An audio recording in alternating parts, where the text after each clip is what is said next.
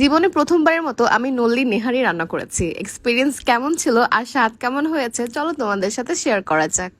আসসালামু আলাইকুম আপুরা। আজকে আমি জীবনে প্রথমবারের মতো নল্লি নেহারি রান্না করছি। আর এটা আমি জীবনেও তো রান্না করি নাই, কিভাবে রান্না করতে হয় সেটা দেখেও নাই। অলওয়েজ খালি খাইছি আমার শাশুড়ির হাতেরটা, আমার মায়ের হাতেরটা। আর আজকে যেটা রান্না করতেছি এটাও হচ্ছে আমার শাশুড়ির রান্না করার কথা ছিল, বাট হঠাৎ করেই হচ্ছে তার ঢাকার বাইরে যেতে হয়। দ্যাটস ওয়ে এটা আমার রান্না করতে হয়েছে। আর আমার এক্সপিরিয়েন্স কেমন ছিল সেটাই তোমাদের সাথে শেয়ার করতেছি। এখন হচ্ছে আমি সব রকমের মশলা মেখে পানি দিয়ে এটা চুলায় বসায় দিব।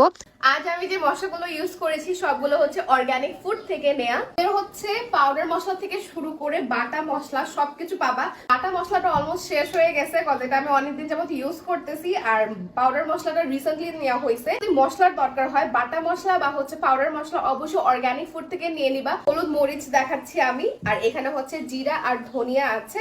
আর বাটা মশলার ক্ষেত্রে সবকিছু হচ্ছে জিরা আছে, তারপর যে হলুদ বাটা, তারপর মরিচ বাটা সবকিছু। সো অর্গানিক ফুড থেকে এগুলো নিতে হলে অবশ্যই আমার ক্যাপশনে দেওয়া পেজে তোমরা নক করে নিয়ে নিতে পারো। আমি ইউটিউবে 2 দিন যাবত ঘাটাঘাটি করে যতগুলো রেসিপি দেখছি, যতটুকু শিখতে পারছি আর কি, ওইটা আমি আমার মতো করে করছি।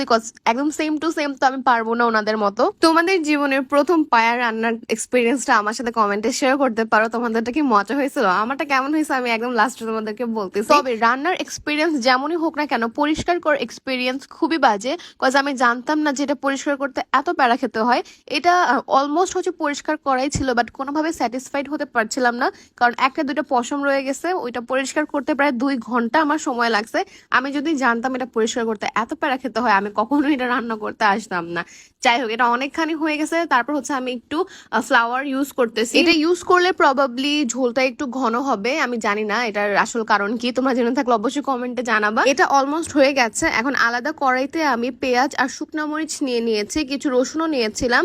এটা ভালো করে ভেজে তারপর আমি পায়াটার সাথে অ্যাড করে দিব। যে নল্লি বা পায়া যেটাই বলি না কেন, প্রচুর পরিমাণে তেল ব্যবহার করা হয়, কিন্তু তোমরা দেখবা আমি খুব কম তেল ব্যবহার করেছি, কারণ আমার নল্লিতে এত তেল ভাল লাগে না। আর যেহেতু এটা এখন আমি বানাচ্ছি, সো আমি এটা তো কম দিতেই পারি।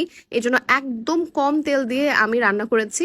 তারপর একটু পরোটা ভেজে নিয়েছি। আর এইটা এত বাজে একটা ফ্রোজেন পরোটা, আমি জীবনও আর কিনবো না, খুবই খারাপ খেতে, ভালোই লাগে না। এবার পুরো ঠকে গেছি।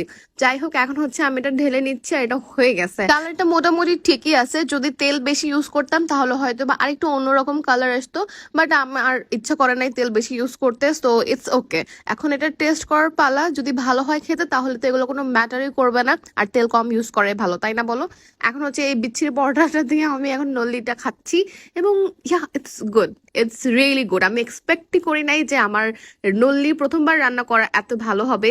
এবং আমার হাজবেন্ড হচ্ছে পুরোটাই শেষ করে ফেলছে, কজ ওর কাছে নাকি অনেক ভালো লাগছে। So it was a really good experience. যদি আমি চিন্তা করছি যে খুব খারাপ হবে খেতে, আমি খেতেই পারবো না, তবে এরকম কিছু হয়নি। ইট ওয়াজ রিয়েলি গুড।